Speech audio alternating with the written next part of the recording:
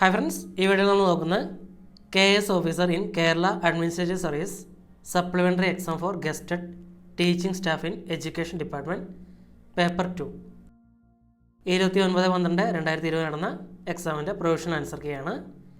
66/2020 ആണ് question paper code. ഇത് alpha code A ഉള്ള ക്വസ്റ്റ്യൻ പേപ്പറാണ്. ഇതായിരുന്നു GK പാർട്ടും പിന്നെ ഇംഗ്ലീഷും മലയാളവുമാണ്. എല്ലാവർക്കും ഉപകാരപ്പെടുന്ന ഭാഗമാണ്. അത് നമുക്കിതിൻ്റെ മലയാളം പാർട്ട് നോക്കാം. മലയാളം ചോദ്യോത്തരങ്ങൾ. താഴെ കൊടുത്തിരിക്കുന്നതിൽ ശരിയായ രൂപമേത്? പിഷ്ടപേഷണം ഓപ്ഷൻ എ ആണ് ശരിയുത്തരം. ഏരകപ്പുല്ല് നടുക എന്ന ശൈലി ഏത് അർത്ഥത്തിലാണ് ഉപയോഗിക്കുന്നത്?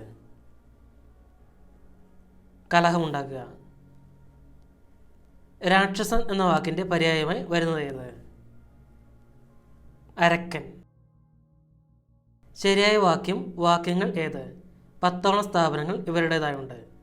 ഏതാണ്ട് 10ഓളം സ്ഥാപനങ്ങൾ ഇവരുടേതായുണ്ട്. ഏതാണ്ട് 10 സ്ഥാപനങ്ങൾ ഇവരുടേതായി ഉണ്ട്. 1ഉം 3ഉം. ഗജതുരങ്കങ്ങൾ എന്ന പദത്തെ എങ്ങനെ വിപുലീകരിക്കാം? ഗജവും തുരങ്കവും. സന്ധിക്ക് ഉദാഹരണമായി വരുന്നത് ഏത്? വെണ്മ. മറൈൻ ബെൽറ്റ് എന്നതിൻ്റെ ശരിയായ മലയാള പരിഭാഷ? സമുദ്ര പ്രാന്തം. വിരക്തി എന്ന പദത്തിൻ്റെ വിപരീത പദം ഏത്? ആസക്തി. കഴുതക്കർമ്മം കരഞ്ഞു തീർക്കും എന്ന പഴഞ്ചൊല്ലിൻ്റെ അർത്ഥമായി വരുന്നത് ഏത്? പ്രവൃത്തി കൊണ്ട് സാധിക്കാത്തത് പറഞ്ഞു തീർക്കുന്നു. സംശയമില്ലാത്തവണ്ണം എന്നർത്ഥം വരുന്ന വാക്കിൻ്റെ ശരിയായ രൂപമേത്? അസക്നിഗ്ധം. കൃപണൻ എന്നതിൻ്റെ വിപരീത ശബ്ദമേത്? ഉദാരൻ.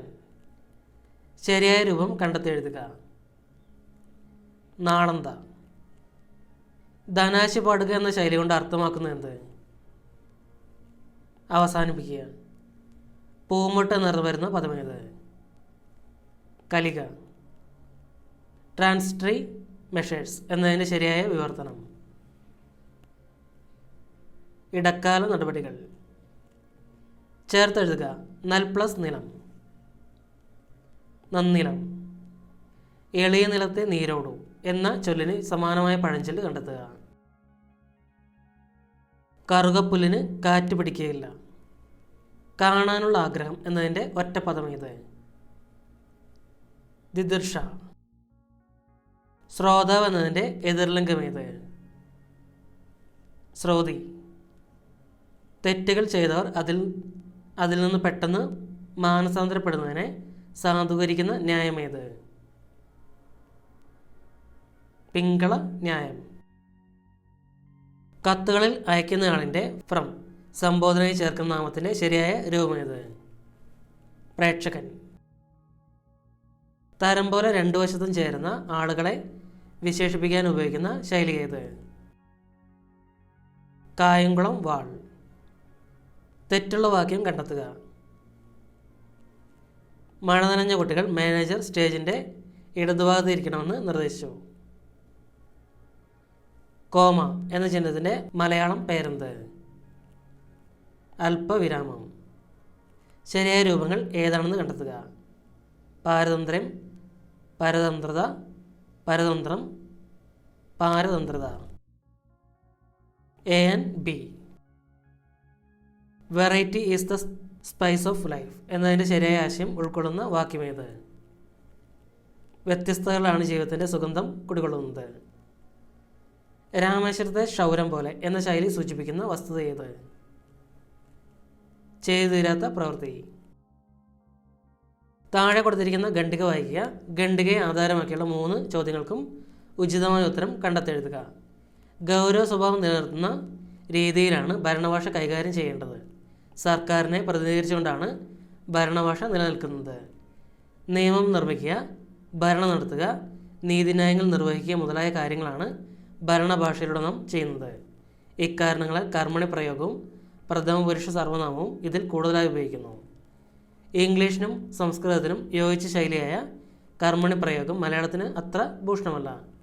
സാങ്കേതിക പദങ്ങളും പ്രയോഗങ്ങളും ഇംഗ്ലീഷിൽ നിന്ന് മലയാളത്തേക്ക് മാറ്റുക എന്ന ഒരു കടമ്പ ഭാഷാ വിവർത്തകർക്ക് കടക്കേണ്ടതുണ്ട്. ഇതിനായി ശബ്ദകോശങ്ങൾ ഉപയോഗപ്പെടുത്താം. ഇത്തരം തർജ്ജമകളിൽ പലതിലും ഇംഗ്ലീഷിന് തുല്യമായി സംസ്കൃത പദങ്ങളാണ് കയറി വരുന്നത്. ഭൂരിഭാഗം മലയാളികൾക്കും ഇത് ഉൾക്കൊള്ളാൻ കഴിയാത്തതിനാൽ ഇവയുടെ പ്രയോഗം സാമാന്യ ജനങ്ങൾക്കിടയിൽ പരിമിതമായിത്തീരുന്നു. ഭരണഭാഷ ഋജുവും ലളിതവും പെട്ടെന്ന് അർത്ഥം ഗ്രഹിക്കാനുമാകുന്നതാകണം. അതിൽ അലങ്കാര പ്രയോഗങ്ങൾക്ക് സ്ഥാനമില്ല. ഓരോ വാക്കിനും നേതാർത്ഥമുണ്ടായിരിക്കണം. പര്യായ പദങ്ങൾ ഉപയോഗിച്ച് ഉദ്ദേശിച്ച ഫലം ലഭിക്കാതെ വരാം. സന്ദർഭത്തിന് യോജിച്ച വാക്ക് തിരഞ്ഞെടുത്ത് ഉപയോഗിക്കുകയാണ് വേണ്ടത്. ലോ, റൂൾ, റെഗുലേഷൻ എന്നീ വാക്കുകൾക്ക് നിഘണ്ടുവിൽ ചെറിയ അർത്ഥ വ്യത്യാസമേ വരുന്നുള്ളെങ്കിലും ഭരണരംഗത്ത് ഇവ വ്യത്യസ്ത സന്ദർഭങ്ങളാണ് ഉപയോഗിക്കുക എന്നത് ഇതിനുദാഹരണമായി പറയാം. മലയാളത്തിന് യോജിച്ചതെങ്കിലും കർമ്മണി പ്രയോഗം ഭരണഭാഷയിൽ ഉപയോഗിക്കാത്തത് എന്തുകൊണ്ട്? ഭാഷയുടെ ഗൗരവം നിലനിർത്തുന്നതിന്. റെഗുലേഷൻ, ലോ, റൂൾ തുടങ്ങിയ വാക്കുകൾ നിയമം എന്നതിൻ്റെ സമാന വാക്കുകളായി ഭരണഭാഷയിൽ ഉപയോഗിക്കാത്തതിൻ്റെ കാരണമെന്ത്? മുകളിൽ പറഞ്ഞവയെല്ലാം ശരിയാണ്. ഭരണഭാഷയിൽ പര്യായ പദങ്ങൾ ഉപയോഗിക്കാറില്ല. ഓരോ വാക്കിനും നിയതമായ അർത്ഥമുള്ളതായിരിക്കണം ഭരണഭാഷ. ഒരേ അർത്ഥമുള്ള നിരവധി വാക്കുകളിൽ സന്ദർഭത്തിന് യോജിക്കുന്ന വാക്ക് തിരഞ്ഞെടുക്കണം. ഭരണഭാഷാ രംഗത്തെ സാങ്കേതിക പദങ്ങൾ തർജ്ജമ ചെയ്തത് ശരാശരി മലയാളികൾ പ്രയോഗിക്കാത്തതിന് കാരണമെന്ത്? വിവർത്തനം പൊതുവെ സംസ്കൃതത്തിലാണ്.